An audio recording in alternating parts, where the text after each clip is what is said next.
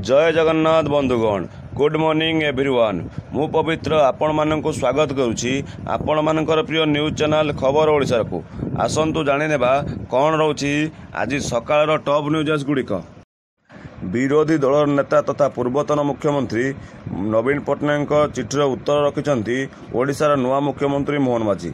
गुरुवार मुख्यमंत्री को विरोधी दल नेता पहंडी समय घटिता अघटन को नहीं चिठी लिखिते यार उत्तर देइछन्ति मोहन माझी। से कहते महाप्रभु जगन्नाथ सारा जगतर नाथ केवल ओडिया जातिर अस्मितार प्रतीक नुहति से हेउछन्ति सारा जगतर नाथ।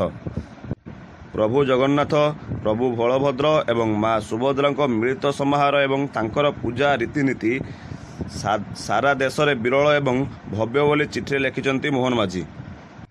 मुख्यमंत्री मोहन माझी कहते जहाँ आड़प पहंडी समय घटला से सारा राज्य दुखित आपण भी दुखित होगा स्वाभाविक। जेमिति यही घटनार पुनरावृत्ति न हुए से नहीं नजर रखिबे एवं जत्नवान हेबे बोली समस्त को परामर्श देइछन्ति मोहन माझी बोली सूचना रहउछि। रत्न भंडार खोलिबा नै आसिला बड़ खबर मिली पारे जगन्नाथ प्रेमी को आश्वस्ति।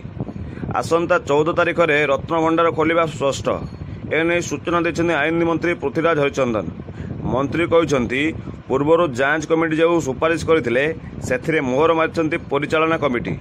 पूर्वर होइतिबा परिचालना कमिटीर बैठक में होइतिबा सुपारिश गतकाली सरकार पाखरे पहुंचवा पर यार जांच होउछि बोली सूचना रहउछि। मोदी तृतीय पाळीर प्रथम बजेट चलित मास 23 तारिख में अर्थमंत्री निर्मला सीतारमण द्वारा उपस्थापन हेबाकु जाउछि। ता पूर्व प्रधानमंत्री मोदी बड़ बैठक। प्रधानमंत्री नरेंद्र मोदी विदेश गस्तरु फेरिबा पर बजेट प्रसंग में बैठक करिसेंति। एही बैठक में अर्थमंत्री निर्मला सीतारमण उपस्थित थिले। बजेटर केउं सेक्टर को केते अधिक गुरुत्व दिया पांठीर आवश्यकता केते अछि ता उपर अर्थविद विशारदों सहित आलोचना करिसेंति।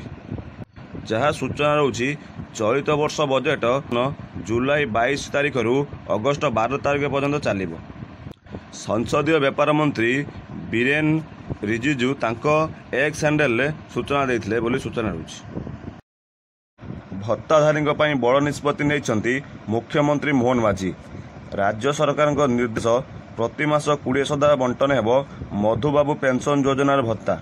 यह सहित बीजेपी सरकार निर्वाचन समय मासिक सर्वनिम्न 3,000 टंका भत्ता प्रतिश्रुति देते जहां नहीं आज निष्पत्ति हो पारे। राज्य अर्थ सचिव अध्यक्षतार मधुबाबू पेंशन योजना को जारी करने गुरुत्वपूर्ण एक्सपेंडिचर फाइनेंशियल कमिटी बा ईएफसी बैठक बसिबार अछि। एही बैठक में प्रारंभिक विचार विमर्श हो पारे बोले सूचना रहउछि। मुख्यमंत्री अध्यक्षतार राज्य कैबिनेट बैठक में गत बुधवार 5टी प्रस्ताव उपरे मोहर बाजिछि। सही प्रस्ताव मध्य स्थान पाई गरीब मजूरिया पारिश्रमिक वृद्धि। सरकार बुझा जाउछन्ति गरीब खटिकिया दुख सेमानंको देबाकु जाउछन्ति बड़ उपहार। सर्वनिम्न मजूरी अणकुशली श्रमिक मानकर 352 टंकारु 450 टंका वृद्धि करिसेंति। सेहीपरि कुशली श्रमिक मानकर मजूरी 392 टंकारु 500 टंका को वृद्धि करिसेंति। सेहीपरि उच्च कुशली मानकर दिनिकिया मजूरी 502 टंकारु 600 टंका को वृद्धि करिसेंति बोली सूचना रहउछि। साधारण लोकों अनेक समय सरकार अनेक योजना जोगाई देछन्ति।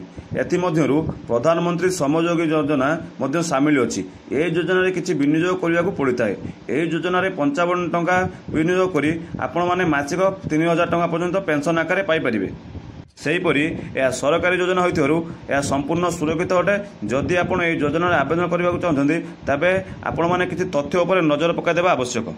यही योजना केवल से जो मैंने असंगठित क्षेत्र में काम करदी आप असंगठित क्षेत्र में काम कर पीएफ किंबा ईएसआईसी भाई लाभ पाँच तेज यही योजना आप लाभ उठाई पारे ना।